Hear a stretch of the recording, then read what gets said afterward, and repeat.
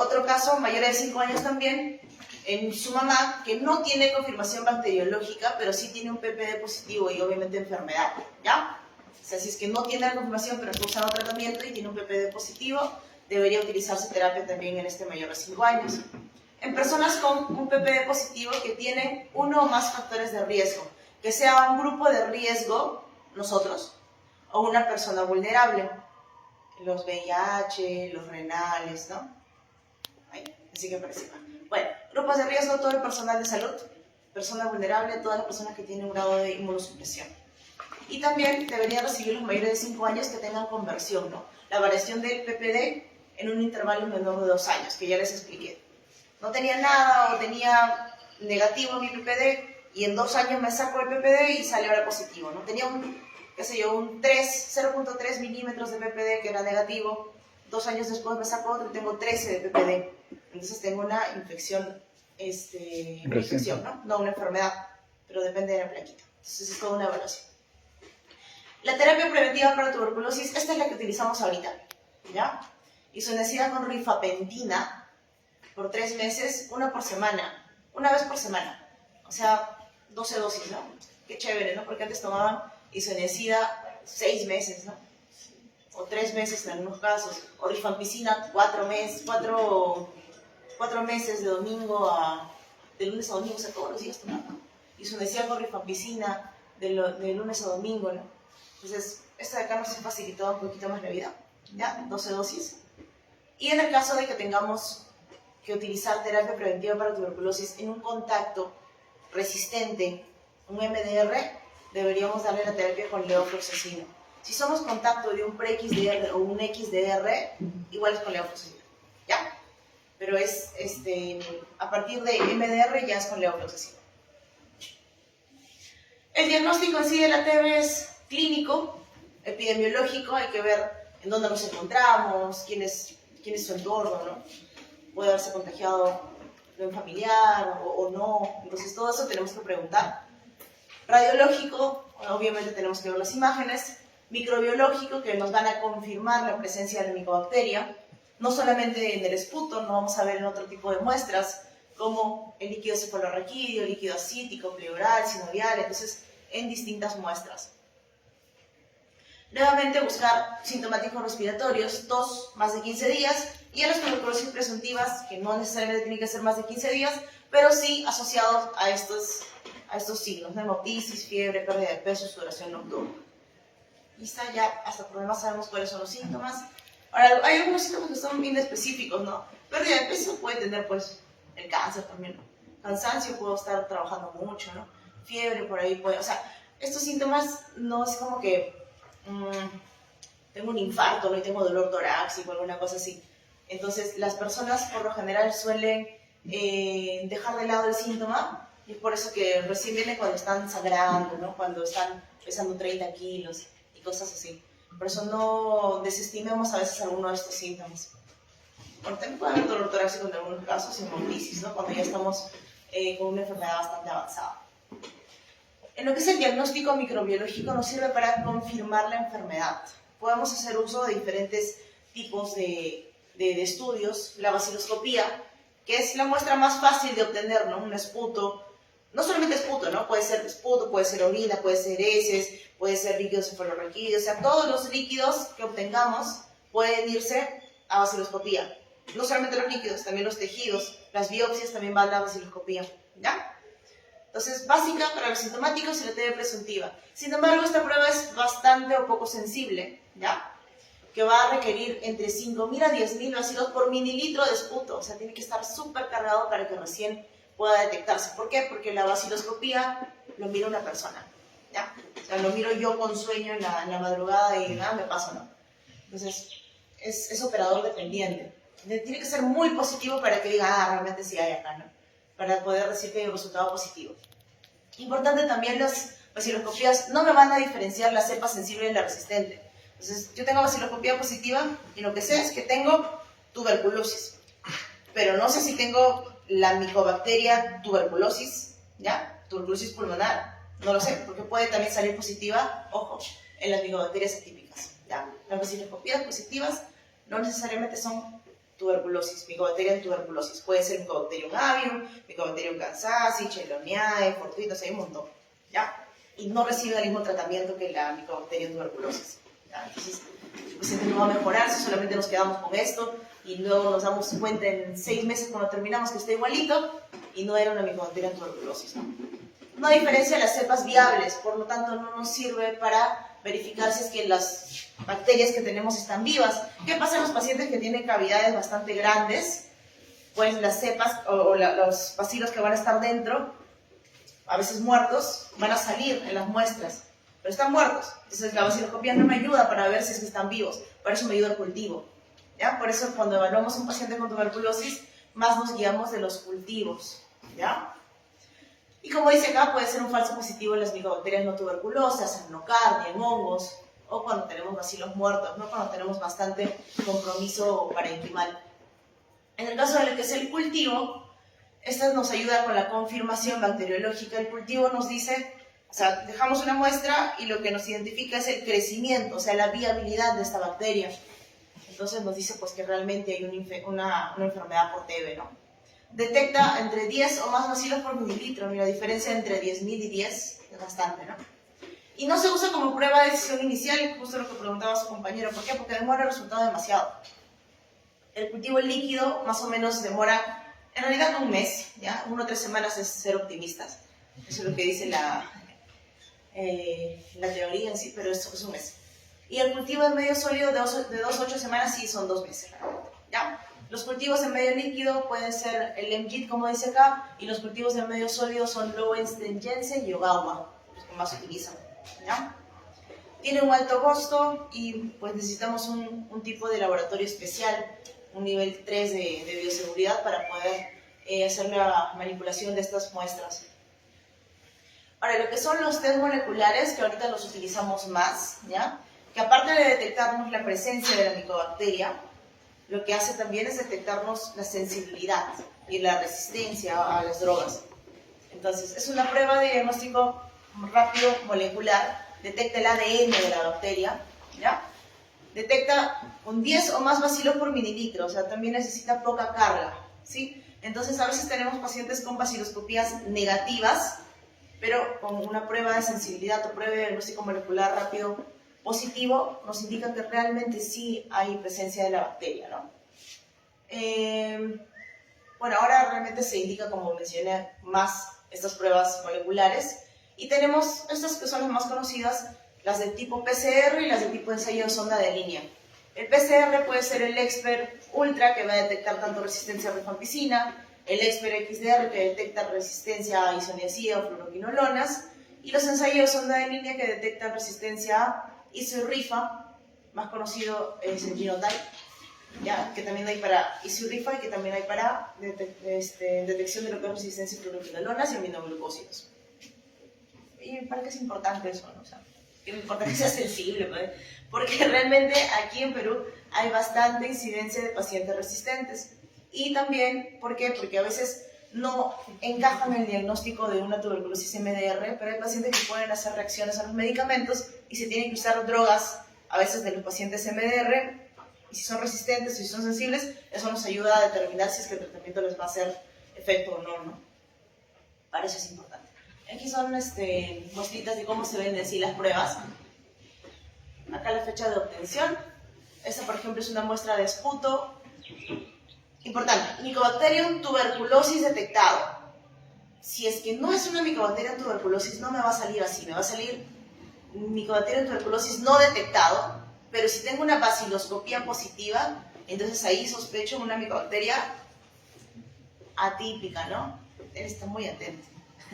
Muy atento, ya. Mycobacterium tuberculosis detectado me habla de la tuberculosis, Mycobacterium tuberculosis. Pero si esto de acá sale no detectado y tengo una baciloscopía positiva, tengo una micobacteria atípica o se ha contaminado la muestra, que también puede pasar, ¿ya? Pero obviamente hay que asociarlo en la clínica, imágenes y cosas, ¿ya? Entonces, esta de aquí es un Gene Expert, ¿ya? Que es un PCR, como dice acá. En este caso, detectó a la presencia de la micobacteria y el Gene Expert se encarga también de ver si es que es resistente o no a la rifampicina, que viene a ser la droga más importante de la primera línea, ¿ya? Si es que, por ejemplo, no somos sensibles a la rifampicina o hacemos alguna reacción adversa a la rifampicina, nuestro esquema en su totalidad se desestabiliza y tenemos que brindar drogas a veces del grupo A y grupo B, que vamos a ver por eso más adelante, o en algunos casos prolongar más el tratamiento con las otras drogas de primera línea, ¿no? Depende de cómo se encuentra el paciente. Entonces, todo es en conjunto, no es porque sale acá así ya, no, hay que evaluar el paciente en su totalidad. Esta otra muestra también, fecha, es de esputo, en este caso también es un PCR, pero nos ayuda a ver drogas de primera y segunda línea. Primera línea, isoniazida, en este caso no es resistente, fluoroquinolonas, sí es resistente, y las demás son sensibles también, ¿no? Los 3 aminoglucósidos y la etionamida. Actualmente no usamos tanto estos aminoglucósidos. Etionamida se usaba también hasta la norma anterior. Y, bueno, fluoroquinolonas sí utilizamos, ¿no? Otro tipo de muestras de prueba de diagnóstico rápido. En este caso también es un ensayo de zona de línea, pero este es un genotype, porque me detecta la resistencia a rifampicina e isoniazida. Y vemos, por ejemplo, que aquí nos encuentra el Mycobacterium tuberculoso, complejo Mycobacterium tuberculoso. Si me dirían no complejo Mycobacterium tuberculoso, ya sabes que no sería una Mycobacteria tuberculosa, sino una Mycobacteria no tuberculosa. En este caso es sensible a rifampicina y resistente a isoniazida. Entonces, ¿cuál es su diagnóstico? ¿Diagnóstico? Ajá, es una tuberculosis Resistente. isoniazida resistente. Bueno, acá dice también, monoresistente isoniazida. ¿Ya? Que sea resistente a isoniazida nos cambia totalmente el esquema, ¿no? Lo mencionó su compañera. Se sustituye la isoniazida a la cual somos resistentes, que no nos va a servir para nada, por una quinolona, ¿no? Levofloxacin. Este otro tipo de muestra, también un ensayo de zona de línea, pero para drogas como levofloxacin o moxi, que son las fluoroquinolonas, cannabicina y carbamicina, que son los aminoglucósidos. Y en este caso, por ejemplo, vemos que esta muestra de acá la aislaron no solamente de un esputo directo, sino de un cultivo. No solamente las pruebas de diagnóstico molecular se pueden obtener de forma directa de la muestra, sino esto lo que ha sucedido es que, por ejemplo, tenemos un esputo, pero no había cantidad suficiente de muestra para obtener la prueba de sensibilidad. Lo que se hace es cultivarlo, esperar a que crezca y de ahí sacar más muestra para hacer la prueba de sensibilidad. ¿Ya? Ya para eso fue de laboratorio, ¿no? Pero sí, para la susceptibilidad en este caso de piracinamida era sensible. Esta de acá es el MGIT, que es un cultivo en medio líquido. Como les mencionaba, demora aproximadamente, idealmente un mes, pero mira, acá se demoró más tiempo ya. 25 de agosto y salió el 20 de octubre. O sea, como 2 meses. ¿Ya? Por eso no es tan real que salga así como dice en la literatura. Y bueno, es un panel amplio de susceptibilidad, felizmente todo sensible. ¿Ya? En este caso también cultivo sólido. Lo aislaron de cultivo sólido y lo cultivaron en cultivo líquido. Entonces ellos hacen sus maniobras para poder obtener una buena muestra para detectar sensibilidad, ¿no? La importancia de la sensibilidad a las drogas, más que todo en los pacientes que son resistentes.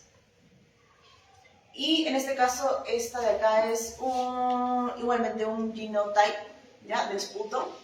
Resistencia isorifa, en este caso sí es resistente y vendría a ser un Multidroga. O resistente a rifampicina. multidroga resistente. De acuerdo, a ver. Sensible, cuando es, o sea, las pruebas nos van a detectar en su mayoría resistencia isoniazida y rifampicina. Si es que son sensibles a las dos, es sensible. Si es que tenemos un genotype, nos va a dar sensibilidad a las dos. Pero si tenemos un gene expert, solamente nos habla de rifa. Y seguimos dando tratamiento sensible, ¿ya? Hasta esperar que tengamos una muestra que nos diga si es resistente o no a la isoniazida. Si es que tenemos una prueba que nos dice isoniazida y rifampicina resistente, es MDR, ¿ya? Y si es que tenemos una prueba que dice isoniazida, rifampicina y alguna fluoroquinolona, es pre-XDR. Igual, si es que tenemos rifampicina y una fluoroquinolona, también es pre-XDR, ¿ya? Porque el MDR no solamente es resistencia isoniazida y rifampicina, sino también solo la rifampicina, ¿ya? Se lo pone RR, pero también se lo considera como un MDR, ¿ya? Porque ya no vamos a poder usar rifampicina, que es la droga más importante. Y cuando tenemos resistencia a la isoniazida, rifampicina, fluoroquinolonas y a otra droga del grupo A, que vendría a ser bedaquilina o linezolid, es un XDR, ¿ya? ¿Sí me entendieron? O sea, el Si no- XDR es el que le sigue al multirobo. Pues así como el orden de peor, es sensible, resistente isoniazida, RR, MDR, pre-XDR y XDR. Ya. ¿Por qué no la pongo yo quizá? Ay, ya. ¿Qué hacemos con el XDR? Ya, con el XDR, estamos adelantito, pero con el XDR hay que ver a qué es sensible. No nos queda de otra. O sea, ya en el XDR, lastimosamente, tenemos que usar inyectables, ¿ya? Por lo general se usa imipenem-cilastina, con amoxiclavolánico, se utilizan drogas del grupo A las que sea sensible. O sea, ahí sí o sí necesitamos tener todas estas pruebas de lo que parecen. Hay que flojera, tener que esperar todo esto, ya en esos casos sí es importante, porque prácticamente le tenemos que dar a lo que es sensible. Porque como es resistente a varias cosas importantes, tenemos que, mejor dicho, individualizar su tratamiento. Ya. Prevención y control. Vacunas del BCG va a proteger contra las formas graves. No es que me va a proteger para que no me dé TB, ¿no? Todos prácticamente estamos vacunados, me imagino. Entonces, no quiere decir que no nos va a dar tuberculosis. Ay, estoy vacunado, ya no me pongo mascarilla porque estoy vacunado. No, solamente nos protege de formas graves. En general, en todos, ¿ya? Tuberculosis graves, ¿cuáles son? Lo mencionó su compañera. Meningia o del sistema nervioso central. ¿Qué más? Miliar. Y una más. Por ahí escuché, ya, osteoarticular. Ajá, ya. Tamizaje y tratamiento de infección latente en grupos de riesgo, ya, personas como les mencioné, presos, hacinamientos, ellos. Medidas de control en hospitales, ventilación, mascarillas, aislamiento. Y tratamiento completo y supervisado para cortar la cadena de transmisión, ¿no? Lastimosamente, esto de acá ya va más por un tema de cultura, en realidad. A veces las personas no terminan su tratamiento o dicen, no tengo nada, ¿no? Y regresan cuando ya están muy mal, pero ya contagiaron a más personas, ¿no? Listo.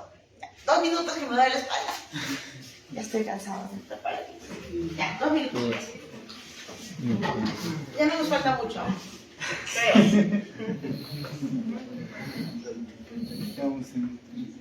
No, sí nos falta un montón. Ahorita espero.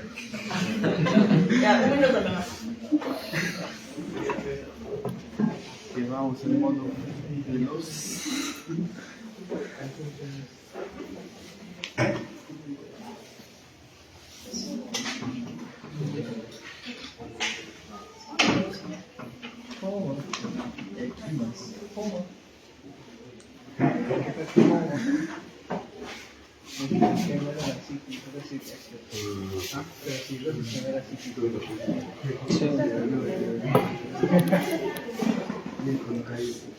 Y por 15 dos. Por 15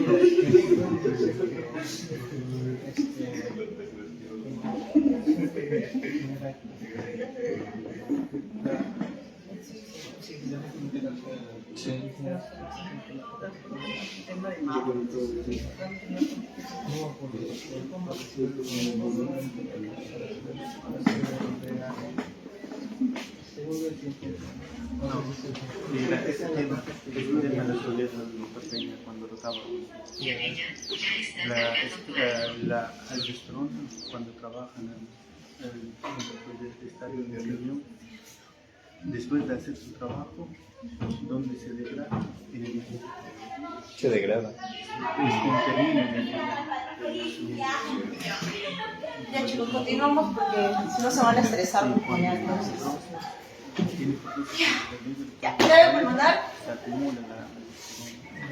como tal en clínica, en general puede darnos de diferentes órganos, ya no solamente puede darnos tos, fiebre, sudoración nocturna, bajo de peso, ¿ya? Que es lo más frecuente, pero también nos puede dar otra sintomatología de acuerdo al órgano en el cual se encuentra alojada la tuberculosis, ¿ya?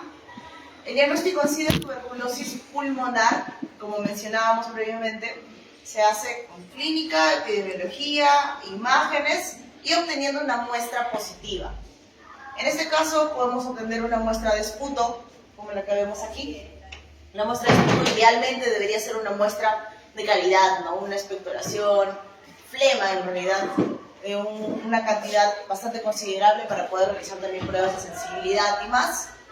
Pero en los casos de que a veces el paciente pues no se le hace fácil expectorar o tiene alguna condición que no lo permita, pues utilizamos otro método. Bueno, también podemos hacer el aspirado traqueal, me aspiran con una sondita, la enfermera nada más, saca la muestra, pero en todo caso, si es que aún así saliese negativo y es muy o altamente sugerente de tuberculosis, lo que deberíamos hacer es seguir buscando el resultado positivo, ¿no? En este caso con una broncoscopía y un aspirado bronquial, como vemos acá.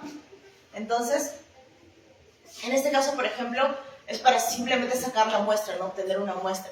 Pero también podemos darnos con algunas sorpresas, por ejemplo, las tuberculosis endobronquiales, como vemos acá, una disminución del lumen de la luz, y en este caso pues se tiene que hacer una biopsia. Vemos aquí también, ¿no? Aquí está bonito el bronquio derecho, y que el izquierdo no está, ¿no? Derecho, es al revés, ¿ya? Y en el izquierdo está todo afilado, no sé, ¿ya? Y en este caso también podemos encontrar a nivel de la broncoscopía lo que son las secreciones, ¿no? Un poco purulentas para aspirar, para poder obtener la muestra. Es, por así decirlo, la muestra más fidedigna porque llegamos hasta la zona de la lesión, ¿no? Porque cuando se hace la broncoscopía no entro y en la tráquea nomás aspiro, ¿no? Lo que hago es, de acuerdo a la imagen, ver dónde se encuentra la mayor actividad o las zonas de lesión y de acuerdo a eso guiarme para poder hacerle el lavado en la zona donde se encuentra la lesión. ¿Ya? Entonces aquí plaquita de una radiografía de tórax que la va a leer nuestro amigo que está acá al fondo. Es tele, pero solamente para que lo lea nada más. ¿Eres de la clase? ¿Sí? ¿Te acuerdas cómo leer la placa?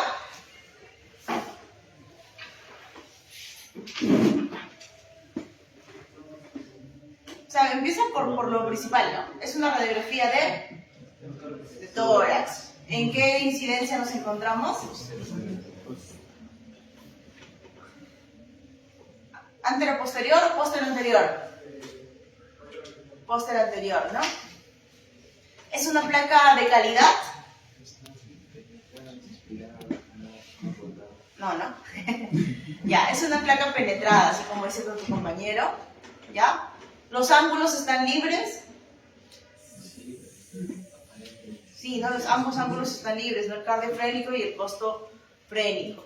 Y ya nos obviamos lo que es como en zona de tejido blando o ósea, pero a nivel parenquimal, ya lo que me querías decir, ¿qué es lo que encontramos? ¿Qué es esto de acá? Es un infiltrado alveolar, ¿ya? El lóbulo superior izquierdo, pero más compromiso tenemos en el lado derecho, ¿no? Un infiltrado también alveolar con una imagen cavitaria, ¿ya? Gracias. Al final lo vi. Ya, pues chicos, estén atentos, o si no va a venir el examen de imágenes, ¿no? Una compañera me dijo, no voy a poner imagen. Sí, pues no se ve nada, ¿no? Es imposible. Pero lo ponemos, lo proyectamos así, me van a decir qué es. Ya. Este es un paciente que está hospitalizado con nosotros, ¿ya? Entonces también es una TB, pero vemos el amplio compromiso que tiene, ¿no? Este infiltrado alveolar difuso, que inclusive es un paciente que ya estaba bastante malito, ¿ya? Infiltrado alveolar difuso, bilateral. Oye, vamos a dar play. Ah, ya. Disculpen la calidad porque son imágenes del hospital. Bueno, tenemos la tomografía de tórax y corte axial, ventana parenquimal con consolidaciones bilaterales, imágenes que son estas cavidades, ¿no? Múltiples, bronquiectasias, imágenes de árbol en brote, ¿no? Este paciente falleció. Sí, todos los lóbulos superiores estaban afectados. En este caso de acá, este es otro pacientito también. Los pacientes hospitalizados por lo general vienen porque necesitan oxígeno, porque se han infectado, ¿no? Porque con inmensas lesiones que tenemos, como estas imágenes, esto ya no es una cavidad, no, esto es una bula gigante, bulas, ¿no? ¿Sí? Entonces, todo ese compromiso va a condicionar que el paciente pues requiera oxígeno, que se infecte mucho más rápido, que tenga hemoptisis, ¿ya?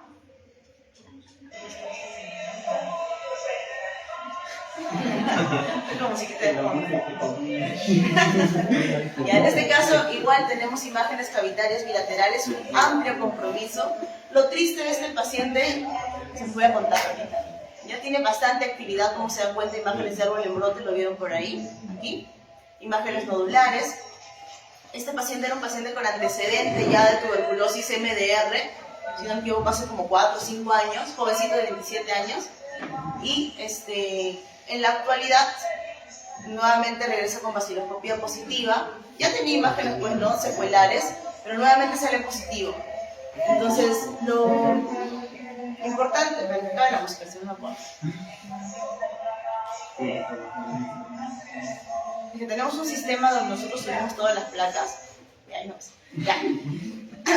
Entonces, ese paciente había tenido MDR, pero en la actualidad salió positivo nuevamente y su prueba de sensibilidad salió sensible. ¿Ya?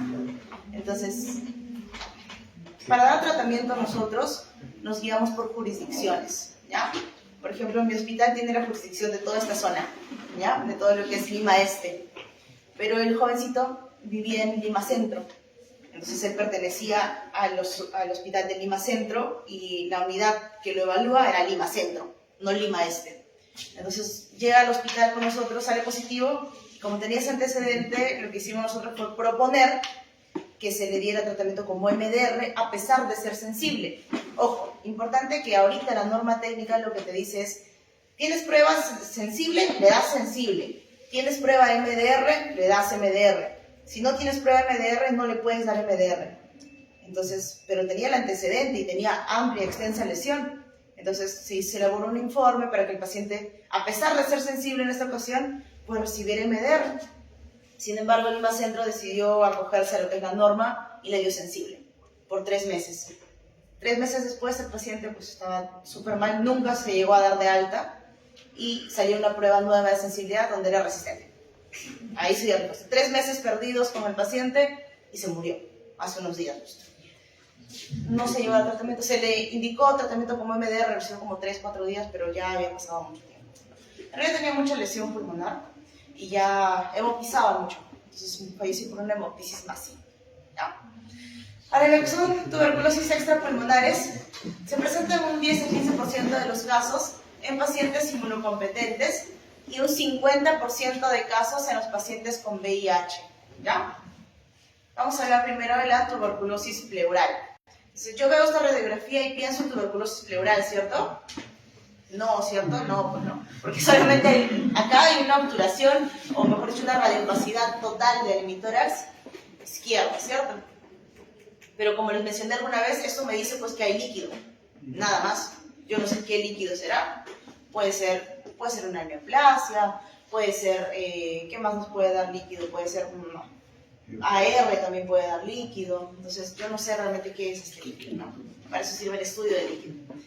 La tuberculosis pleural en sí va a ser la segunda forma extrapulmonar más común, que se va a presentar en un 10-15% de los casos de las TB extrapulmonares.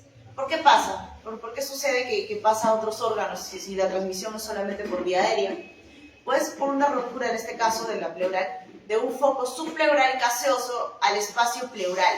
O sea, del complejito que conocemos, se rompe justo para la zona pleural y infecta toda esa zona, ¿no? Se produce una reacción de hipersensibilidad y, por lo consiguiente, inflamación y más, se va a acumular lo que es el líquido, ¿no? La clínica en sí, dolor torácico, fiebre, disnea, ¿no? De acuerdo a qué tanta cantidad de líquido tengamos. Muchas veces solamente es dolor torácico y el paciente tiene algunos síntomas como tos por ahí. Por lo general tiene que ser unilateral.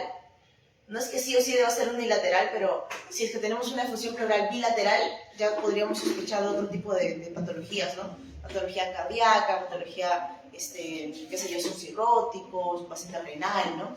Pero si es unilateral, un poquito más va la sospecha, ¿no? También paciente joven, un poquito más a la sospecha de TB pleural. Donde vamos a encontrar un exudado linfocitario con ADA elevado. Y aparte del estudio citoquímico que podamos hacer del líquido pleural, nos podemos ayudar con lo que es la biopsia, donde vamos a encontrar granulomas y también puede salir positiva la vaciloscopía de la biopsia en este caso. Podemos ayudarnos con la vaciloscopía en sí, la sensibilidad del líquido al menos es muy baja, ¿ya? O sea, al líquido le hacen un BK y solamente hasta en un 20% puede salir positivo. Poca carga vacilar en el espacio pleural en sí. Pero cuando tenemos una biopsia, sí, por lo general suele salir VAR positivo.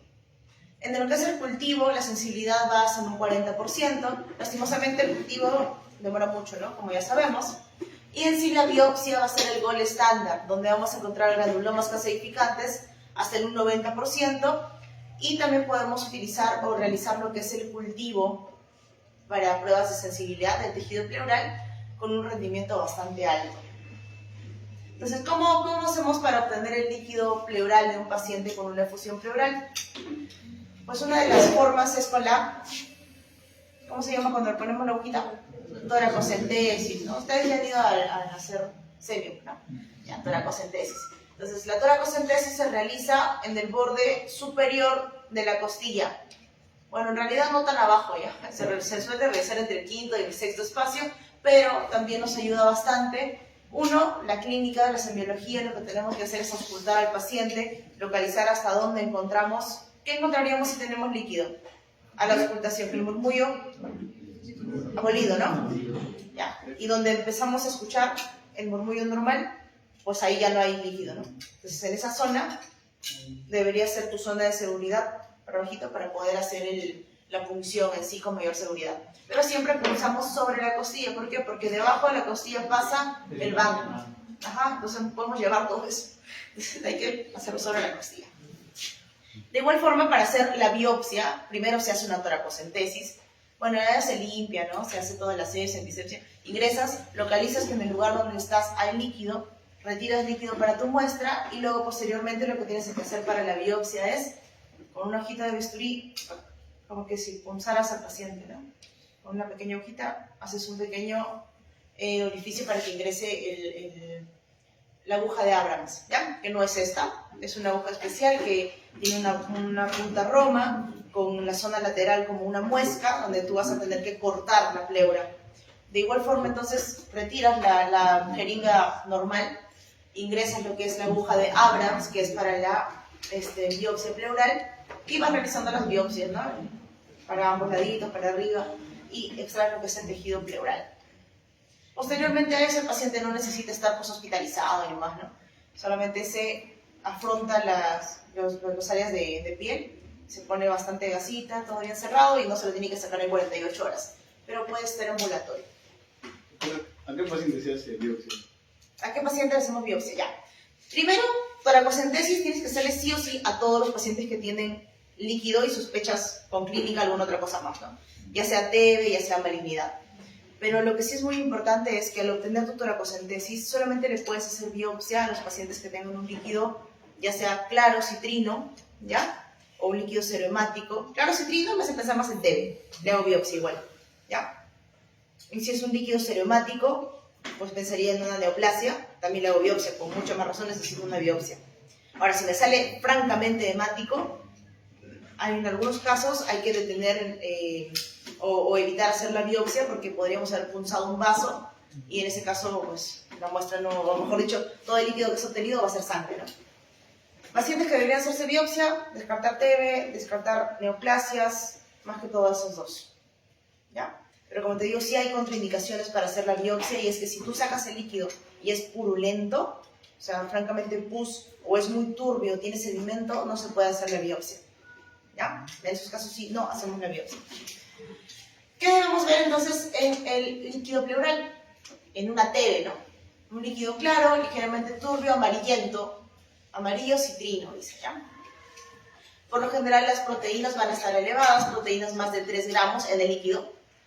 Luego vamos a ver los criterios de la relación proteínas del líquido pleural sobre el suero, más de 0.5, el LDH puede estar elevado en 2/3 superiores del límite del suero, lo que es la glucosa ligeramente disminuida, no tan disminuida como en otro tipo de patologías, pero sí puede estar ligeramente disminuida. Por lo general el pH va a estar también disminuido.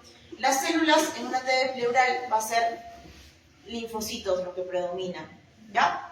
El ADA, más de 40, tiene una sensibilidad y especificidad bastante altas para TB y también se puede realizar interferón gamma. Entonces, el ADA, en sí la adenosina es una enzima que la produce en los linfocitos T activados. Más de 40 es el corte, pero por lo general también nos guiamos en lo que el propio laboratorio donde lo realizan pues tiene un corte, ¿no? Altamente sugestivo de TB pleural en las áreas endémicas. Si tenemos valores tan elevados como 70, casi diagnóstico en un contexto clínico compatible, y también puede elevarse en otras patologías, ¿no? Si está inclusive más elevado que esto, pues deberíamos pensar tal vez en otra patología como empiema, linfoma, artritis reumatoide. Criterios de Light, importantísimo para definir si es que tenemos un exudado o un trasudado. Tuberculosis es un exudado, ¿ya? Tuberculosis es líquido de tipo exudado, igual que las neoplasias. ¿Alguien sabe algunos ejemplos de trasudados? ¿Ya?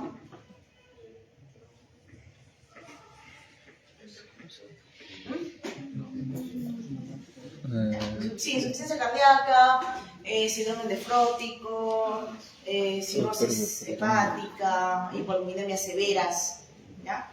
Pueden darnos trasudados. Y exudados, TB, cáncer aéreo, ¿ya? En este caso, la relación del LDH pleural lo dividimos entre el LDH que tenemos sérico. Si es que este nos sale un resultado más de 0.6, nos apoya un exudado. En el caso de las proteínas, si es que el pleural sobre el suero, o sea, lo dividimos, sale entre más de 0.5, tenemos un exudado. Y lo mismo con el LDH en el líquido pleural, si es que es 2/3 del límite superior del valor sérico, también nos apoya a un exudado. Y también para que puedan hacerlo mucho más rápido, proteínas más de 3 en líquido, exudado, ¿ya?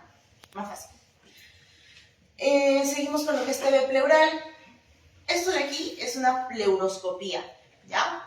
La pleuroscopía es como una colecistectomía. Colocamos un trocar, ¿ya? Colocamos un trocar, pero en pared torácica, como ven acá. Se ingresa con un pleuroscopio o broncoscopio, porque no tenemos pleuroscopio, ¿ya? Sí, es parecido, solamente que es mucho más difícil hacerlo con broncoscopio porque el pleuroscopio es mucho más rígido. Se utilizan algunas pinzas en sí para tomar lo que son las biopsias, y obviamente vamos a tener mayor calidad de muestra, mayor sensibilidad en la muestra, porque vamos a ver qué cosa es lo que estamos biopsiando. En la biopsia cerrada que hacemos con la aguja de Abrams, nosotros no vemos de dónde estamos adquiriendo la muestra. La pleura no es que todita está llena de tuberculosis, ¿no? Lo que va a pasar es que va a haber zonas donde sí están infiltradas, y si es que llegamos a coger alguna zona infiltrada, genial, ¿no? Pero eso es porque es una biopsia ciegas. Pero en este caso, en la pleuroscopía, vamos a ver evidentemente este tipo de lesiones, y pues esa es la que vamos a biopsiar, y vamos a tener mucha mayor sensibilidad de la muestra. Y que también encontramos cuando ingresamos, por ejemplo, por una pleuroscopía a una cavidad, pues lo siguiente, ¿no? Bastantes adherencias.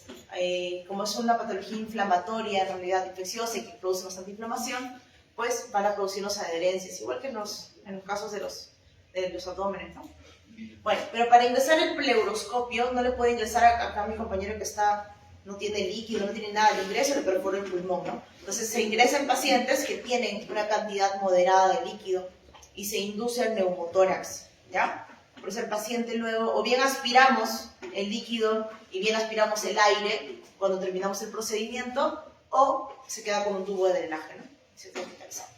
Cualquiera de las dos. Pero ya obtenemos una muestra bastante satisfactoria. Entonces, nuevamente, fusión pleural, curva de Damasón, en este caso sí hay infiltradito acá arriba en el lóbulo superior derecho. ¿Qué más? ¿Qué diferencias tenemos con otros tipos de líquidos, ¿no?, que podemos obtener en el caso de líquidos pleurales? Ya vimos que en tuberculosis, por lo general amarillo, proteínas más de 3, predominio de linfocitos, glucosa ligeramente baja, ADA alto, ¿sí? Las vaciloscopías de líquido la mayoría de veces son negativas, pero los cultivos sí suelen ser muchas veces positivos, inclusive las pruebas de diagnóstico molecular rápido también suelen ser positivas. Y en las biopsias vamos a ver los granulomas. Pero si tenemos otros estudios de líquido, por ejemplo, en el caso de neoplasias o linfomas, pues el líquido va a ser por lo general serohemático, en algunos casos hemático. Las proteínas también van a ser elevadas, igual que la TB pleural. También va a predominar los linfocitos, pero es casi igual. Por eso es diferente la coloración, ¿no?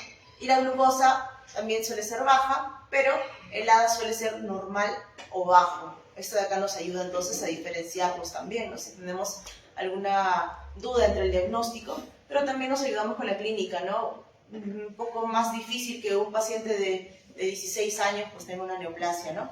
No imposible, pero poco más difícil, ¿no? ¿Qué más? Vaciloscopías obviamente va a ser negativo y la biopsia cuando nos van a encontrar lo que son células malignas, ¿no?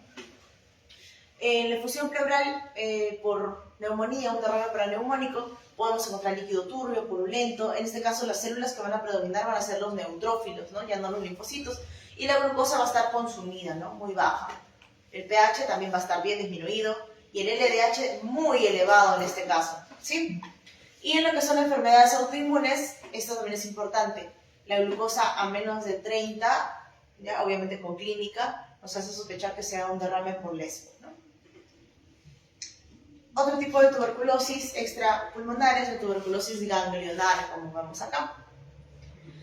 Es la forma más frecuente en países de desarrollo. Vamos a encontrar lo que son adenopatías cervicales, no solamente cervicales, inguinales, axilares, que pueden ser, o que son, mejor dicho, indoloras y son crónicas. Y pueden fisturizar produciendo lo que es las escrófulas.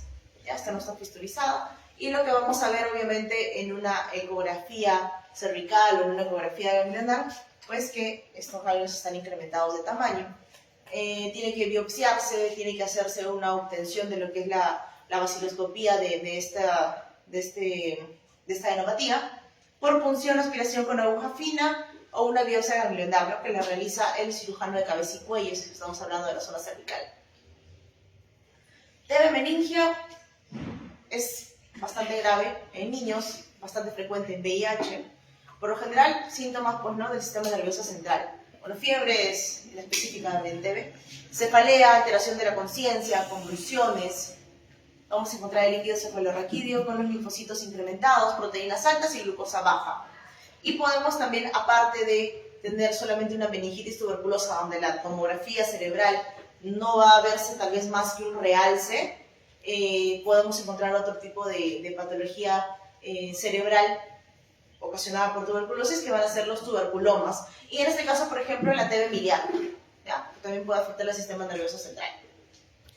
Hay clasificación para la gravedad de la tuberculosis o de la meningitis tuberculosa. Grado 1, 2 y 3. Grado 1, paciente consciente, con una escala de Glasgow de 15, sin déficit. En el grado 2 ya tiene una alteración del sensorio, con una Glasgow de 10 a 14. Puede haber déficit focal moderado. Y en el caso de grado 3, pues que esté con una escala de Glasgow menos de 10 y un déficit neurológico grave. Entonces, cuando hacemos diagnóstico de una tuberculosis meningia, no es TB meningia nomás, es tuberculosis o MEC-TB, grado tal, ¿ya? El índice de Toews nos ayuda a ver si es que tenemos o no, o sospechamos altamente de una meningitis tuberculosa con estos valores, ¿no? Si es que tenemos más de 36 años, nos da más puntaje, más de 15.000 leucocitos en sangre, si se tiene la enfermedad en lo que es de días más de 6 días, si tiene los leucocitos en líquido cefalorraquídeo más de 900, y los neutrófilos pues se encuentran también incrementados, nos ayuda a ver si es que tenemos micobacterio tuberculoso a nivel meningio, ¿no? Igualmente que el otro cuadro, una comparación entre la tuberculosis meningia, meningitis bacteriana y viral, que nos diferencia más, pues en realidad el aspecto del líquido va a ser claro, puede ser santoclónico, que sería lo más claro posible, puede haber presión de apertura aumentada, las células por lo general van a ser de predominio de linfocitos, en bacteriana neutrófilos y en viral también los linfocitos. En este caso las proteínas van a estar elevadas, en esas acá también, la glucosa va a estar disminuida, no tanto como una bacteriana, y el ADA va a estar elevado. Esto nos ayuda bastante. El ADA en realidad sí es más de 9, entre 8 y 10, eso depende del laboratorio, pero estos no van a tener ADA positivo, ¿ya? Otra cosa importante, esto de acá. Las pruebas de diagnóstico molecular rápido sí son altamente sensibles en las tuberculosis meningias. ¿Ya? Por eso todo paciente que se le realice una punción lumbar para obtener líquido cefalorraquídeo, sin saber qué es realmente, ya sin saber qué es realmente, pues deberíamos pedirnos un gene expert, al menos. Sospecha clínica entonces, sintomatología, para sospechar de MEC-TB, fiebre, cefalea, rigidez del núcleo al examen físico, que tenga alteración de sensorio, afectación de pares craneales, que tenga un antecedente epidemiológico, le realizamos la punción lumbar con la presión, puede estar ligeramente incrementada, vamos a encontrar esas características del líquido, podemos obtener vaciloscopía, que es muy poco sensible, el cultivo demora mucho, pero nos ayuda la prueba de diagnóstico molecular rápido. Y también nos ayuda a ver si es resistente, ¿no? Para iniciar tratamiento. Ahora, también tenemos que realizar otro tipo de neuroimágenes, tanto la tomografía o la resonancia, para ver algunas complicaciones que nos puede generar la meningitis tuberculosa. Si es que tenemos un tuberculoma, también, ¿no? Porque en algunos casos, pues tiene que evaluarlo también el neurocirujano. Tuberculosis osteoarticular, el 10% de las extrapulmonares, va a afectar principalmente a la columna dorso-lumbar, como el mío, ¿no? Tal vez tengo un mal de Pott, tanto que me duele la zona lumbar. Mal de Pott. Clínica, dolor crónico, puede haber deformidad a nivel óseo, pueden haber abscesos fríos y compresión medular, como vemos acá. Y por lo general el diagnóstico se tiene que hacer con resonancia magnética y en algunos casos en biopsia. Lo diagnostica el neurocirujano, por ese caso. ¿Ya? Vamos a ver que en varias patologías de tuberculosis extrapulmonar, si bien nosotros administramos la dosis y todo lo que quieras, el diagnóstico lo tiene que hacer el encargado del órgano. ¿Ya? O sea, ellos dicen, sí, sí me parece TB. Nosotros como si me parece TB, y ellos dicen, sí es TB, y nosotros recién le podemos decir tratamiento. Así es, ¿ya? Cuando no es pulmonar. Geniturinaria y gastrointestinal. Geniturinaria es del 15 al 20%, gastrointestinal un poco menos frecuente, de 3 al 5%, por lo general ambas más frecuentes en VIH. Geniturinaria secundaria, lo que es diseminación hematógena desde un foco pulmonar latente, ¿no? Diseminación hematógena. Evolución lenta, puede haber cicatrización y estenosis, ¿no? Mire cómo queda el riñoncito. O sea, pasa a nivel renal. O sea, de lo que está en pulmoncito, por vía hematógena va al riñón. Y de lo que está en riñón puede afectar a todo el sistema renal, ¿no? A nivel gastrointestinal, el sitio más afectado va a ser a nivel de ilion terminal y ciego, porque hay una mayor absorción y hay más tejido linfoide. ¿Qué pasa en estos casos? En un caso de tuberculosis pulmonar, el paciente deglute su salivita y se contagia a sí mismo. Ingestión de esputo infectado. Más frecuente en pacientes con inmunosupresión, ¿no? Porque, como lo mencionó su compañera, pues el bacilo va en este caso a soportar la acidez del estómago para poder recién hacer una infección gastrointestinal. Clínicamente, el paciente va a tener poliaquiuria, disuria, urgencia visional, podemos tener hematuria, dolor lumbar en flancos. En el caso de hombres pueden hacer una epididymitis crónica, prostatitis o pueden tener infertilidad. Y en el caso de las mujeres, salpingitis tuberculosa, que es también una de las principales causas de infertilidad tuberculosa. A nivel gastrointestinal, pues van a tener dolor abdominal, esta vaivén de diarrea, constipación, bastante sugerente del TB. Pueden hacer muchos casos de obstrucción intestinal o suboclusiones intestinales, pueden perforarse, pueden fistulizar, pueden hacer ascitis. Y en el caso de que también tengamos tuberculosis peritoneal, pues hacen ascitis, abdomen doloroso, fiebre, ¿no? Y se obtiene obviamente a raíz de una muestra de líquido ascítico. ¿Qué más? El diagnóstico en sí, vamos a ver que vamos a tener una vaciloscopía positiva a nivel geniturinario. También se puede hacer pruebas de diagnóstico molecular, tomografías para ver el riñón masticado. A nivel de TB gastrointestinal, vamos a hacer uso de lo que es una colonoscopía porque necesitamos identificar los granulomas. Importante, a veces tomamos la vaciloscopía o el BK de heces positivo, no me dice realmente que tengamos una tuberculosis gastrointestinal. El diagnóstico, como dice acá, es por una biopsia, ¿ya? A nivel de colonoscopía. O si es que tenemos un adenasitis o algún líquido sugerente de TB enasitis para una TB enteroperitoneal, pero para la gastrointestinal es una biopsia. Las complicaciones ya las vimos y el tratamiento, pues, depende, ¿no? Es que es sensible, ¿no? Miliar, estamos acá. Miliar, diseminación hematógena masiva, ¿no? Es del 1 a 2% de casos, va a tener una alta mortalidad, fiebre, caquexia, hepatosplenomegalia, vamos a ver en la plaquita el patrón miliar, y tenemos una alta mortalidad. El esputo en estos casos frecuentemente va a ser negativo porque no tenemos una carga bacilar en vía aérea, tanto sino es una diseminación más hematógena, ¿no? En este caso el foco tuberculoso primario va a erosionar, o el secundario va a erosionar un vaso sanguíneo y los bacilos ingresan a la circulación sistémica. No solamente va a estar en pulmón, la miliar, ¿no? Como les mencioné, podría estar en el cerebro, puede estar en el vaso, en el hígado, en todos lados.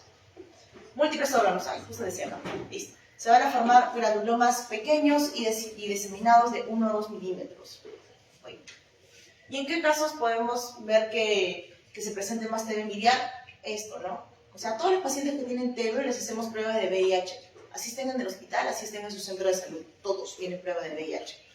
Y la mitad sale positivo, ¿ya? O sea, es bastante frecuente que lo presenten. Pacientes con inmunosupresión por corticoides, el uso indiscriminado de corticoides nos trae bastantes complicaciones. Pacientes trasplantados, pacientes adultos mayores y pacientes muy delgados, desnutridos.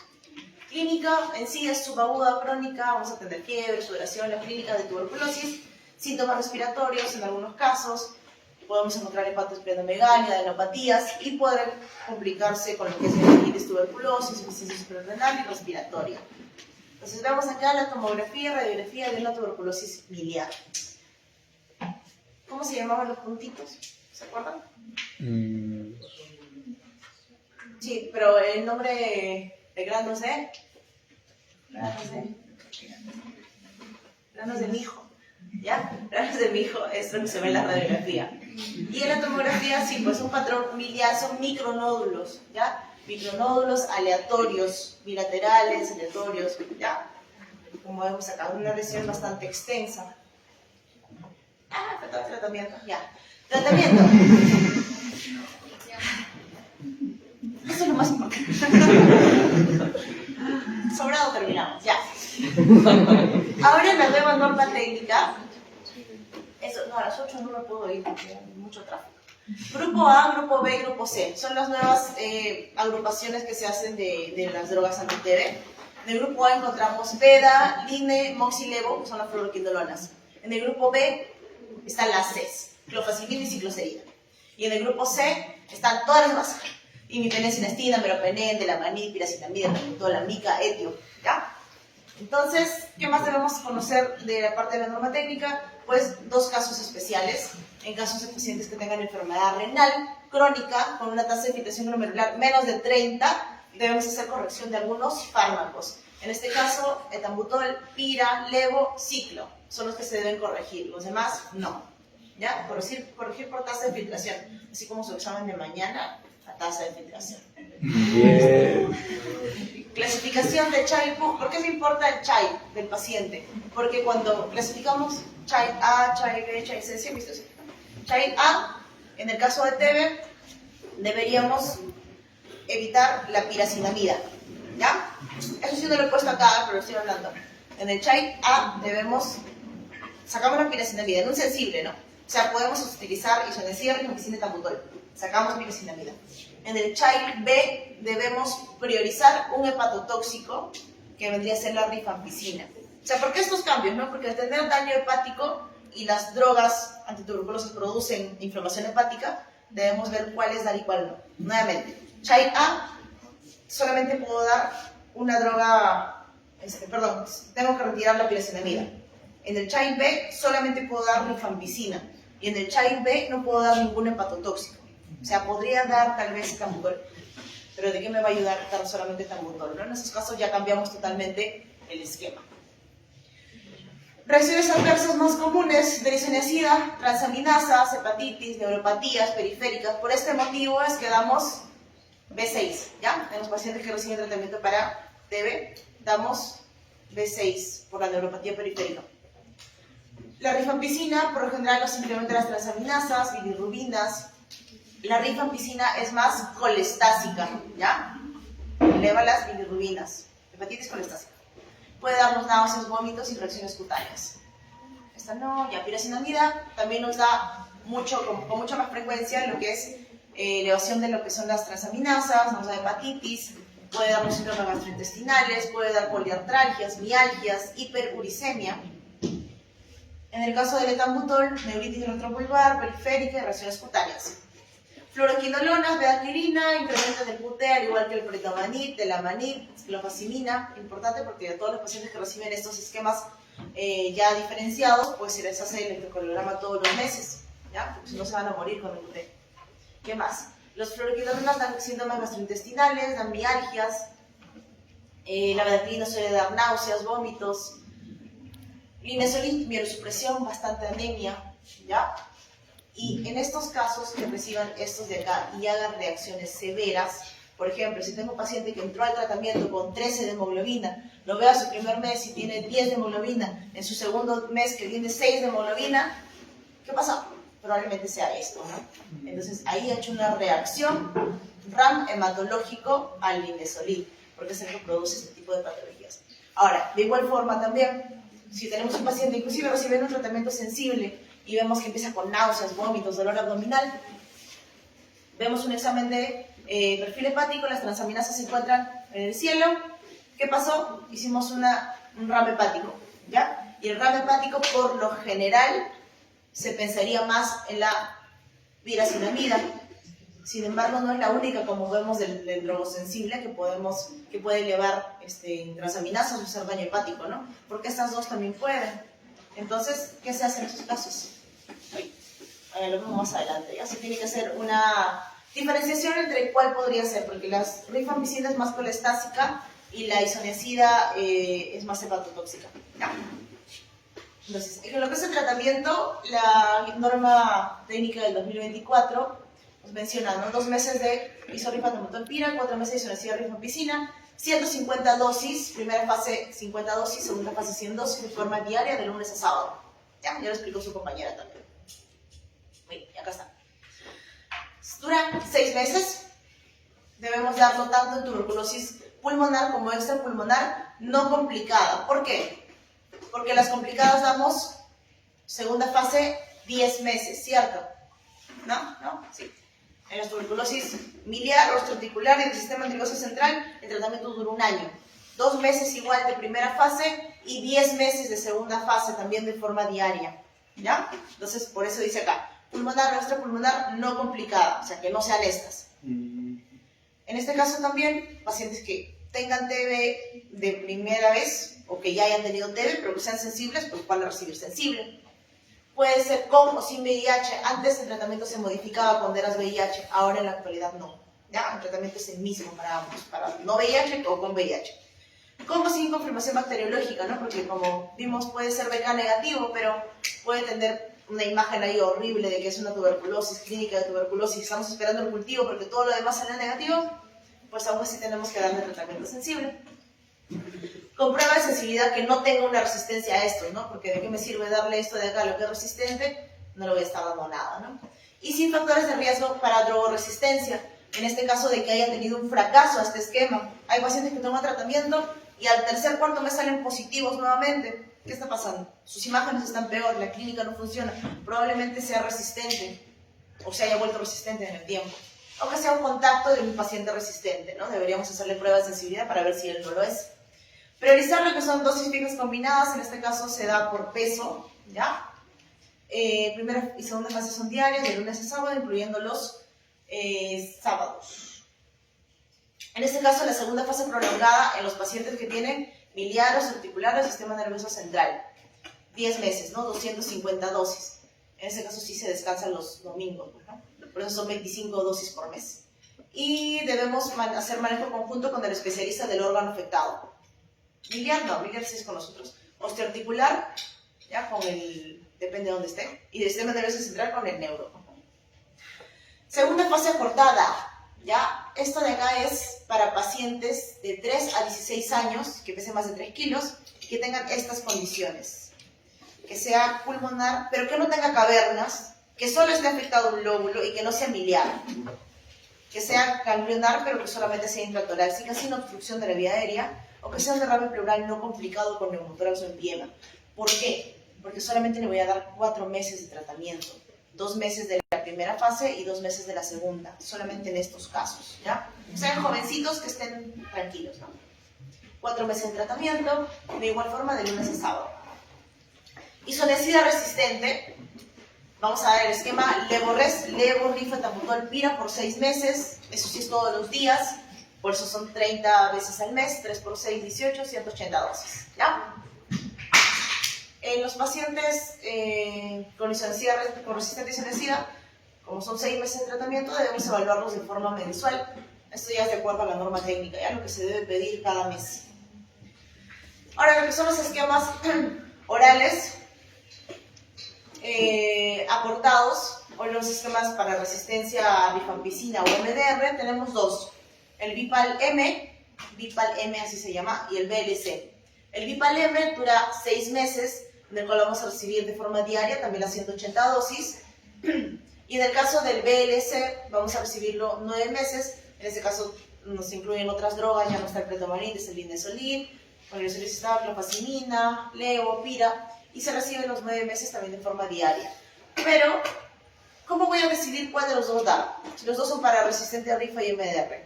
¿Por qué? Porque hay dos, ¿por qué no solo hay uno? Porque el BLC, por ejemplo, se da en los casos de tuberculosis complicada, ¿ya? O sea, si yo tengo un MDR o resistente a rifampicina que tenga afectación del sistema nervioso central, osteoarticular o miliar, pues lastimosamente ya no va a recibir los 9 meses de BLC, sino va a recibir 18 meses, ¿ya? En el cual los primeros 9 meses sí recibe con bedaquilina y los siguientes 9 meses solamente se anula la veda y lo demás continúa, ¿ya? Por 9 meses más. Drogas nuevas, bedaquilina, se da 200 miligramos por 60 dosis, o sea, 60 dosis que reciba, y luego 100 miligramos día hasta la dosis que tengan que completar de acuerdo a su esquema. La clofa viene de 100, se da 100 al día, fácil. El pretomanib viene de 200, se da 200 al día, fácil, ¿no? Ya. Entonces, en el esquema BIPAL-M, que es para MDR o resistente a rifa, tiene que ser o bien pulmonar o extrapulmonar, pero que no sea ni miliar, ni osteoarticular, ni sistema nervioso central, porque en ese caso vamos a dar el esquema BLC. Ajá. Tiene que tener un resultado que indique resistencia a rifa o a MDR, ya sí o sí, para poder iniciar estas drogas. Y idealmente no debería tener exposición o resistencia a ninguna de estas. El BLC, como les mencionaba, para los pacientes complicados, y en el caso de que no puedas utilizar levofloxacino o clofazimina, qué sé yo, porque hizo alguna reacción o porque por algún motivo es resistente, se modifica lo que es un esquema alternativo, quitando la levofloxacino y reemplazándola por la moxi. La clofazimina sí se quita porque no se reemplaza con ninguna. En el caso del tratamiento pre-XDR, ¿ya? Pre-XDR, o sea, resistente a rifampicina, isoniazida y fluoroquinolona, o resistente a rifampicina y fluoroquinolona, vamos a dar dos tipos de esquema. El BIPAL, sin el M, porque es resistente al moxi, ¿ya? Porque es resistente a fluoroquinolonas, y el BLC-C, otra C más. El pre-XDR, que es el BIPAL, también son 180 dosis, y en algunos casos se puede ampliar hasta 9 meses, ¿ya? De acuerdo, si es que va saliendo negativo, pues no se hace eso, pero si es que sale positivo en algún momento, se puede ampliar hasta 9 meses. Y en el caso del BLCC, que es también para pre-XDR, son 18 meses de tratamiento, 6 meses con bedaquilina y los 12 meses siguientes sin bedaquilina. Es igual en el BIPAL, obviamente que no sea de miliares articulares del sistema nervioso central, porque si no daríamos BLCC, es el mismo principio que los tratamientos para MDR. Tiene que contar con prueba de sensibilidad que diga que es pre-XDR y no debe haber estado expuesto a estas drogas de acá. La segunda opción, BLCC, como les menciono, cuando sea complicada la TB, pre-XDR complicada, y puede darse tanto en tuberculosis pulmonar, extrapulmonar, pero que tenga la prueba de sensibilidad pre-XDR, ¿no? Y eso sí dura 18 meses. Pero chévere, porque 18 meses con pastillita, genial, porque antes era 18 meses con inyectable. No. Imagínense qué horrible. Monitoreo para todos los esquemas, todos los meses vienen a visitarnos los pacientes al consultorio, todos los meses, ¿ya? Ellos sí vienen, todos estos esquemas vienen todos los meses. ¿Qué más? Para lo que es XDR ya, como bien dice acá, otros medicamentos según el perfil de resistencia, o sea, sí o sí hay que obtener pruebas de sensibilidad, pero sí o sí también va a estar incluido lo que es imipenem-cilastina, puede estar meropenem, puede estar delamanid, cicloserina, ¿ya? Estos de acá son inyectables, imipenem-cilastina y meropenem también. Y en el caso de tratamientos modificados, ¿por qué modificados? Porque se han modificado por una reacción adversa al medicamento. Se va a incluir medicamentos que el paciente tolere. ¿Qué es tolerar? O sea, si el paciente hace una reacción adversa a un tratamiento sensible, y por ejemplo alguna de las drogas que no tolera era una droga no tan importante, se puede quitar esa y se puede dar las otras drogas, si es que las tolera, tal vez más tiempo, de acuerdo a cómo esté el paciente. Pero qué sé yo, si no tolera la rifampicina, que es lo más importante, pues voy a tener que cambiarle a esquemas pues parecidos a estos o a estos, ¿ya? Entonces depende de qué tolera en este caso. O sea, el RAM depende de qué tolera y el XDR depende de lo que sea sensible prácticamente. Ya, esta es una tarjeta de tratamiento de un paciente. Entonces aquí me dice que es resistente a ISO, a RIFA, a MICA, Acana, Craprio y Alevo. ¿Qué tiene el paciente? ¿Qué diagnóstico es? MCR. Ajá, es un pre-XDR, ¿no? Si sería, mira, acá dice que es sensible a la bedaquilina, al libesolid. Si fuera resistente uno de estos dos, sería XDR, pero es un pre-XDR, ¿ya? En este caso es un pre-XDR que está recibiendo no un VLC, no está recibiendo un VLC. Ya probablemente haya recibido desde antes de la norma, ¿ves? 2023. La norma es de diciembre de 2024. Entonces, antes recibían lo que les digo, ¿no? Amikacina. Mira, ¿cuántas veces ha recibido amikacina? No ha recibido tanto, probablemente 9 al 12, 4 meses. Y acá le suspenden. No, hasta marzo. 9, 10, 11, 12, 13, 6 meses de amikacina. 6 meses de inyectables todos los días. No debe ser muy bonito, ¿no? Por eso es que se cambiaron los tratamientos. Y bueno, las otras drogas que estaba recibiendo. La tarjetita cuando va el paciente al centro de salud, que lo controla el personal de enfermería, cuando toma, los días de D son de domingo que descansa, las F cuando falta, se va contando qué tantas dosis va el paciente, porque puede bien estar 5 meses de tratamiento, pero haber recibido 3 dosis en 5 meses, no, o sea, sí puede, pero no está bien. Entonces, por eso sirve las dosis, no cuánto tiempo está recibiendo. ¿Cómo monitorizamos a los pacientes resistentes? A los pacientes sensibles con vega de esputo, directo, ¿ya? Según la norma. Y a los pacientes resistentes, desde isoniazida resistente para adelante, todos son con cultivo. Estas son vaciloscopías, ¿ya? Por ejemplo, el paciente tiene un BK0, que significa antes de que inicie el tratamiento, de 2 cruces. Al primer mes ya tenía una cruz, o sea que disminuyó su vacilar. Pero los siguientes meses, negativo. Genial, ¿no? O sea, ya negativizó. Este paciente, como era un pre-XDR, mira, su primer cultivo era positivo, menos de 20 colonias. El primero positivo, algunos no se realizó, pero los demás que tiene son negativos, ¿ya? Nos ayuda a monitorizar la viabilidad de las vaciloscopías. ¿Por qué? Porque, por ejemplo, acá en el 8º mes me pudo haber salido positivo, pero si ese cultivo del 8º mes me salió negativo, quiere decir que estos eran bacilos muertos, ¿no? Muy bien. Ya, lo que les estaba diciendo, las reacciones adversas a los medicamentos, los RAM hepáticos, ¿no? Que es bastante frecuente. ¿Cómo lo valoramos? Clínicamente, náuseas, vómitos, dolor abdominal, el paciente no tolera ver la pastilla, vómito, ¿ya? ¿Qué pasa? Si es que no tiene síntomas, vamos a ver los valores de TGP o de TGO más de 5 veces el límite superior de la normalidad. Y si es que tiene síntomas, 3 veces. Y en el caso de la fosfatasa 3 veces si tiene síntomas o no tiene síntomas. Criterio de suspensión del tratamiento, ¿ya? Qué sé yo estoy tomando, voy a envidiar. Por lo general, las reacciones adversas se producen entre los 12 y 20 días de tratamiento, de iniciado el tratamiento.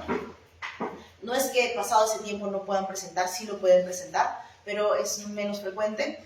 Pero, ¿qué pasa? Estoy tomando mi tratamiento, empiezo con náuseas, vómitos, me hacen mi examen y tengo elevado 4 veces el valor de normalidad, pero yo tengo náuseas y vómitos, entonces tengo más de 3 veces con sintomatología, suspendemos el tratamiento. Y si estaba recibiendo un drogo sensible, ¿en quién voy a pensar primero? Si es que es un RAM hepático, en la piracinamida, ¿ya? Entonces, cuando se haga, porque no voy a quedar sin tratamiento para toda la vida, entonces cuando se haga lo que son retos, los retos son dar de a poquito la pastilla para ver cuál me hizo mal. Si es que en algún momento identificamos alguna que me hizo mal, pues esa ya no se da. Y si es que tolero las demás, pues valoramos qué tanto tiempo voy a recibir ese tratamiento. Esos son los retos. Y también para ver qué tipo de RAM hepático tenemos. Tenemos un RAM hepático de tipo hepatotóxico o de perfil hepatitis, colestásico o mixto. Se saca el TGP sobre su límite superior de la normalidad, sobre la fosfatasa alcalina sobre su límite superior de la normalidad. Si es mayor o igual a 5 veces, tenemos un patrón hepatotóxico. Si es menor o igual a 2, es un patrón colestásico, y si es mixto, entre 2 y 5.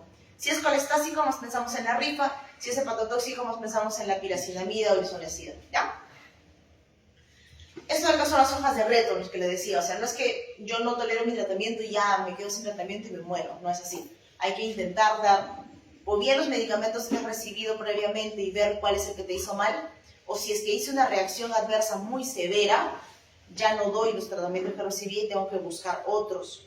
¿Qué reacciones adversas son severas? Por ejemplo, los síndromes de Dress, los síndromes de Steven-Johnson, ¿ya? Pueden darnos estos medicamentos. Como les digo, estos son los retos, ¿no? Entonces el pacientito tuvo un RAM hepático.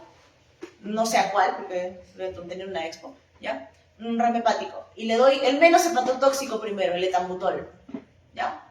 Empiezo con el etambutol un par de días y aquí le toman un control. Si es que no ha elevado nuevamente sus transaminasas, podemos seguir con el siguiente.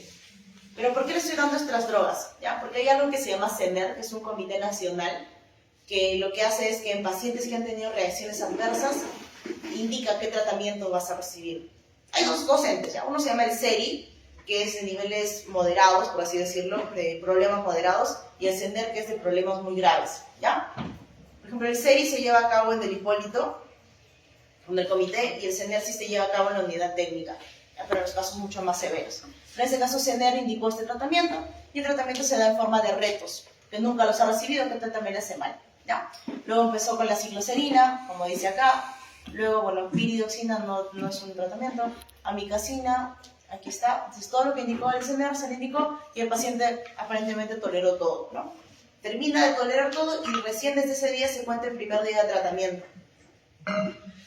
Puedes hacer también reacciones dérmicas, ¿ya? Un RAM dérmico, lesiones pruriginosas, tipo maculares, sabones, y vas a tener que hacer lo siguiente, un Registrar, para descartar que no tenga un síndrome de Dres. ¿Por qué? Porque si ha hecho una reacción severa como el síndrome de Dres, ya no podemos dar las drogas que estábamos dando, ¿ya? Por lo general pasa cuando estás dándole tu tratamiento de primera línea, o sea, tu isoflurane, pira. Si haces un síndrome de Dres, ya no podemos dar tratamiento drogosensible.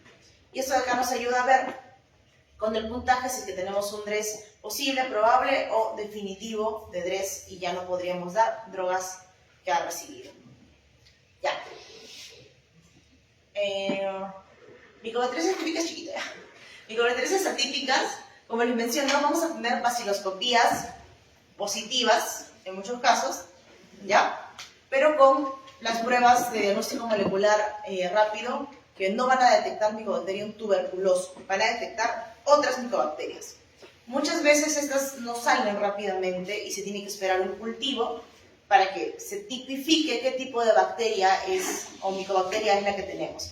Pero si se dan cuenta, las imágenes parecen TB, ¿no? Son una cavidad con bordes gruesos, ¿no? O sea, viendo la imagen yo puedo pensar más TB, ¿no? Y a veces la clínica también es muy similar. Entonces son llamadas las micobacterias no tuberculosas, micobacterias atípicas. Son ovípos ambientales, podemos encontrarlas en el agua, suelo, polvo, biofilms, y no se van a transmitir de persona en persona, a diferencia de la micobacteria tuberculosa, ¿ya? En este caso más bien se transmite por esto, ¿ya? Y también se ve bastante o es bastante frecuente en los pacientes inmunocomprometidos. Hay tipos, ¿ya? Hay grupos, 1, 2, 3, 4, los más comunes o los que más hemos visto al menos, Portuitum, Cheloneae, Abscessus, Avium, Cordoneae, ¿ya? Y estos justo de acá, los que más se presentan son los que tienen crecimiento más rápido y peor pronóstico, ¿ya? En los pacientes. Se encuentran más de 200 especies identificadas. Las que principalmente afectan a los humanos son los Mycobacterium avium, intracelulares, Kansas, Abscessus, Portuitum, Cheloneae. Está más incrementado o encontramos más en el paciente que tiene VIH con un CD4 bastante disminuido, menos de 50, pacientes que tienen fibrosis quística o bronquiectasis o que tienen un pulmón secuelar, ¿ya? Y que hacen uso de dispositivos médicos invasivos, pacientes con diálisis peritoneal, pacientes con fístulas, ellos suelen hacer más micobacterias atípicas. Ingresa por inhalación, ingestión o inecuación cutánea. Estos sí no van a generar una infección latente y van a generar la enfermedad en sí por alteración inmune del huésped. Y se ve más que todo que el factor ambiental o la exposición repetitiva puede ser lo que va a hacer la infección en este caso. Podemos encontrar infección pulmonar, ganglionar en la piel. A nivel pulmonar, pues vamos a encontrar lo que es tos crónica, puede hacer hemoptisis, cavitación del lóbulo superior, igualita a la TB, ¿ya? Formas especiales, esta de acá, la de Lady Windermere Syndrome. Mujeres mayores, no fumadoras, con bronquiectasis, afectación del lóbulo medio língula, que parece TB también. Infecciones ganglionares, más en niños, una adenitis cervical no dolorosa por Mycobacterium scrofulaceum, ¿ya? Y el complejo Mycobacterium avium también. Nuevamente, ¿qué vamos a presentar? Estas son típicamente imágenes de micobacteria típica. se ve árbol en brotes, es igual a la tuberculosis, ¿ya? Es un infiltrado alveolar y se ve una imagen cavitaria acá arriba, ¿no? O sea, viendo una imagen no puedes decirme que no sea micobacteria atípica, ¿no? TB, ¿no? Micobacteria. Micobacteria no tuberculosa en este caso, ¿sí? Porque esta sí la saqué de un artículo que sí es micobacteria no tuberculosa. Otro tipo de afectación, tanto cutánea, tejidos blandos, en este caso por traumatismos, procedimientos estéticos, exposición acuática. Podemos encontrar al Mycobacterium marinum con contactos con peceras, agua salada, el fortuito, abscesos, infecciones tras cirugías plásticas, catéteres, mesoterapia. Y en los pacientes que tengan VIH con un CD4 menor de 40, una enfermedad diseminada, ¿no? Que va a presentar clínica típica de micobacteria. Esta es una micobacteriosis cutánea, ambas son micobacteriosis cutánea. Y en el diagnóstico es tanto clínica, microbiología y radiología, impartido también por el ATS, donde vamos a evidenciar lo que son los síntomas compatibles, clásicos, radiografías, como TB. Lo importante es esto de acá, microbiología. Mayor o igual a 2 cultivos positivos de esputo para micobacteria atípica, o un cultivo positivo de lavado bronquial, que obviamente es una muestra mucho más directa, o que tenga biopsia con granuloma, MASBAR y cultivo positivo para micobacteria, ¿ya? Entonces, es importante, ¿por qué? Porque a veces, como es algo, como la micobacteria puede ser por fomites, puede ser por biofilms, podemos tener algunos resultados positivos en pacientes que no tengan realmente la micobacteria, ¿ya? Entonces, por eso acá cuando es de esputo, son 2 cultivos positivos, y eso demora pues un montón, ¿no? Pero obviamente si el paciente tiene una imagen sugerente, tiene la clínica y más, bueno, se puede iniciar. Pero si es que tenemos, en este caso, una muestra mucho mejor como lavado, sí solamente esperaríamos un cultivo. El tratamiento en sí no es el esquema de tuberculosis, pero sí se usan algunas drogas del esquema de TB. Va a depender de la especie y la susceptibilidad que tenga esta a las drogas. Por ejemplo, el complejo Mycobacterium avium puede utilizar claritro o acitro con etambutol y rifa. El tratamiento sí suele ser mucho más largo, ¿no? Duración de más de 12 meses, desde la negativización del cultivo, o sea, desde que el cultivo sale negativo, 12 meses para adelante. El Mycobacterium kansasi, rifa, iso, etambutol, que sí son los de TB, 18 meses. Marinium con claritro, doxy, rifa o etambutol, fortuito, abscesos, cheloneae, que son las de rápido crecimiento, que son las peores. Macrólidos con o sin amica, imipenem, linezolid, y van a requerir más tiempo de tratamiento. Esta como tal no va a tener una vacuna. Lo que debemos evitar son la exposición a aguas contaminadas en los pacientes inmunosuprimidos, manejo adecuado de equipos médicos, quirúrgicos, y en el caso de un paciente con un CD4 bastante disminuido, podemos dar acitromicina como profiláctico para complejo Mycobacterium avium. Listo, chicos.